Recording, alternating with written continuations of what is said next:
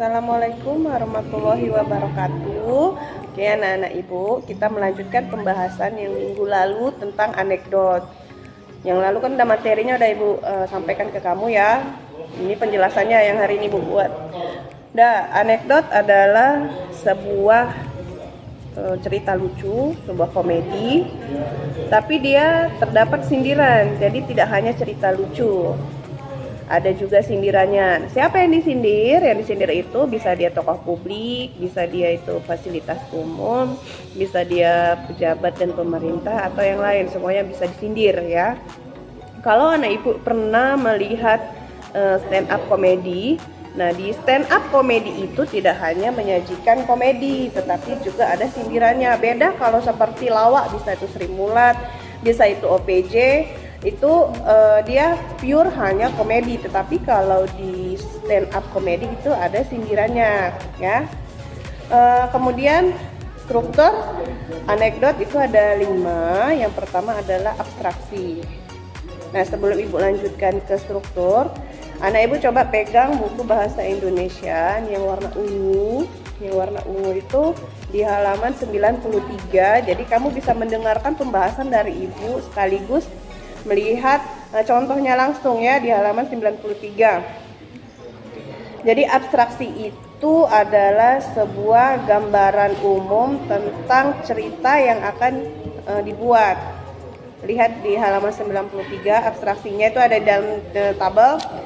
Seorang warga melapor kemalingan. Gambaran umumnya berarti ada kejadian warga yang melapor kemalingan. Kemudian struktur yang kedua adalah orientasi. Nah, orientasi ini adalah latar belakang masalah. Jadi di anekdot kan akan ada masalah ya, puncak masalah. Yang melatar belakangi masalah itu ada di orientasi. Jadi kira-kira gini, gambaran masalahnya udah kelihatan di orientasi. Perhatikan, orientasi ada 3 dialog antara polisi dan pelapor. Pak, saya kemalingan. Kemalingan apa? Mobil pak, tapi saya beruntung pak, katanya. Nah, Bu, di mana nih yang dikatakan orientasi?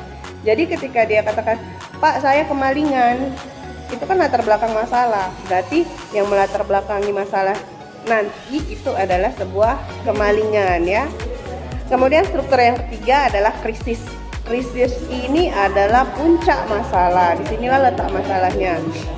Di krisis juga ada 3 dialog yang dicontoh ya. Ada 3 dialog. Kemalingan kau beruntung, kata si polisi. Lalu pelapor menjawab, iya pak, saya beruntung karena CCTV merekam dengan jelas. Saya bisa melihat dengan jelas wajah malingnya.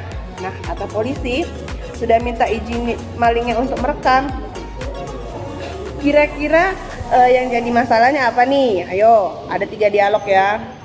Jadi yang menjadi puncak masalah adalah dialog ketiga. Sudah minta izin malingnya untuk merekam. Lah Bu, kenapa jadi masalah? Ya masalah. Masa waktu ada maling sedang beraksi, terus kita ini datangi malingnya, lalu kita bilang, ya udah kamu lanjut aja malingnya, tapi saya tak izin ya untuk merekam, kan nggak ada kan seperti itu. Jadi itulah yang menjadi puncak masalahnya. Mana ada maling kita minta izin merekam ya. Kemudian struktur yang keempat adalah reaksi. Reaksi ini adalah fungsinya penyelesaian. Jadi ketika krisis tadi adalah puncak masalah, masalah itu adalah diselesaikan di reaksi. Jadi ada 2 dialog ya nak, dicontoh. Kamu jawab si pelapor, belum, sambil menatap polisi dengan penuh keheranan. Lalu polisi menjawab, itu ilegal, Anda saya tangkap. Jadi 2 dialog ini termasuk ke reaksi. Namun kata kunci yang menjadi reaksi adalah kata belum, dialog si pelapor.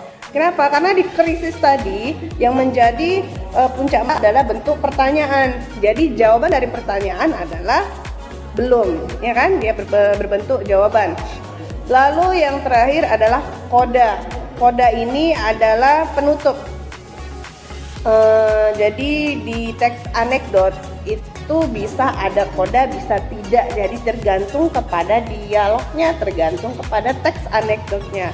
Ada nggak penutupnya gitu. Kebetulan di teks ini dia penutupnya adalah dialog terakhir, hanya bisa pasrah tak berdaya. Tuh. Jadi struktur ini kan ada 5. Yang pertama abstraksi, orientasi, krisis, reaksi, dan koda. Nah, susunannya memang harus seperti ini. Tidak bisa koda itu di atas atau tidak bisa abstraksi itu di bawah. Jadi susunannya memang gitu. Sama seperti anatomi tubuh kita. Jadi kepala itu tetap di atas, ya kaki tetap di bawah. Nggak ada kepala di bawah, kakinya ke atas. Nggak ada. Jadi struktur itu memang susunannya harus begini. Dia tidak boleh lagi dirubah, ya. Nah, kemudian anak ibu itu ada tugas di halaman 91, dosen yang juga menjadi pejabat, ya. Dosen yang juga menjadi pejabat. Anak ibu buat identifikasi strukturnya seperti contoh di halaman 93. Jadi kamu cari abstraksinya, orientasinya, prisisnya, reaksinya, dan koda.